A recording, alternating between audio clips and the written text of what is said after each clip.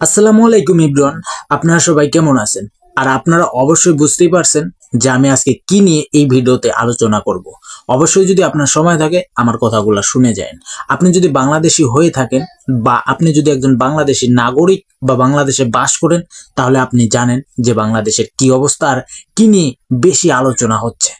তো আমরা বাংলাদেশিরা ইন্ডিয়ার সাথে কেমন বন্ধুত্ব সম্পর্কটা রাখবো অবশ্যই এই ভিডিওতে আমি বলবো।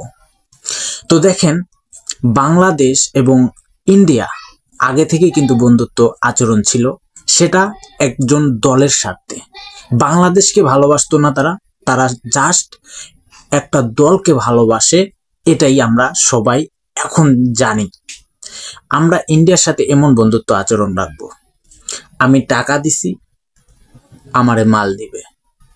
আমার কথা বুঝতে পারছেন? আমি টাকা দিছি আমারে মাল দিবে। এখানে যেইটুক কথা হবে সেইটুক কথাই এনাফ, বেশি পীড়িত ভালো না। একটা কথা হচ্ছে যে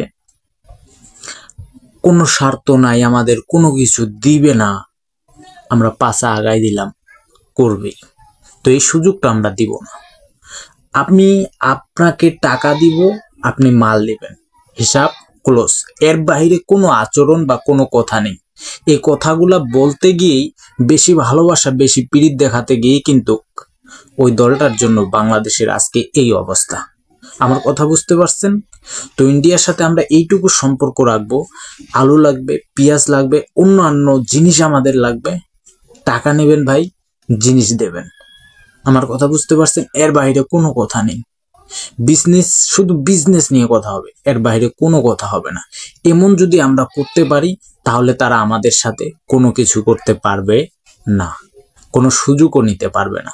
আশা করি আমার এই ছোট্ট ভিডিওতে আপনারা বুঝতে পারছেন যে আমি কি বোঝাতে চাইছি।